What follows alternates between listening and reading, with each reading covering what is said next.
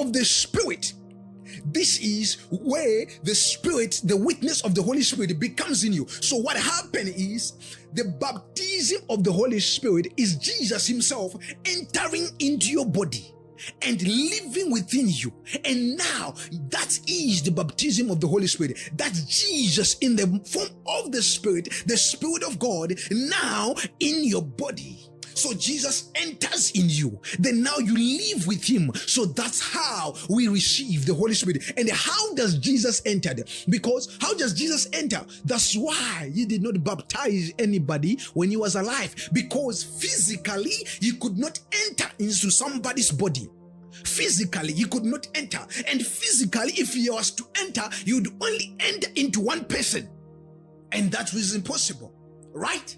It can only enter into one person, and then which means others, we don't have the Holy Spirit, but he had to be glorified. So that's where Jesus, when he was crucified, he died on the cross, and on the third day he resurrected and went to be with the Father. That's why he says, behold, I go that the helper may come.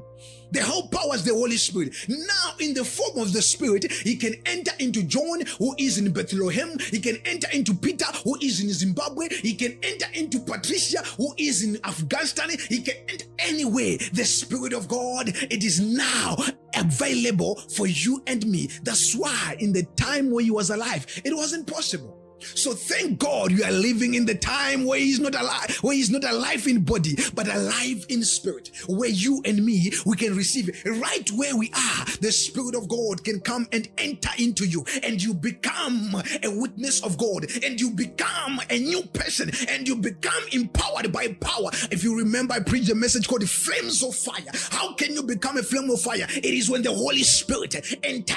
It is the fire. It says it baptizes you in fire. It says Holy Spirit and fire. When fire enters you, you become fire. You become fire. So this is the baptism of the Holy Spirit we are talking about. You start to speak in tongues. We start to prophesy. We start to manifest the glory of God. This is the difference. In the back days, where only the Spirit of God will come upon a man, and for a moment, the men start to prophesy. For a moment, the man start to manifest the glory of God. But now, the Holy Spirit comes and enter, and he lives and never. He lives in you and never go. He says, behold, I'll be with you until the end of the world. I'll never leave you nor forsake you. This is the Holy Spirit.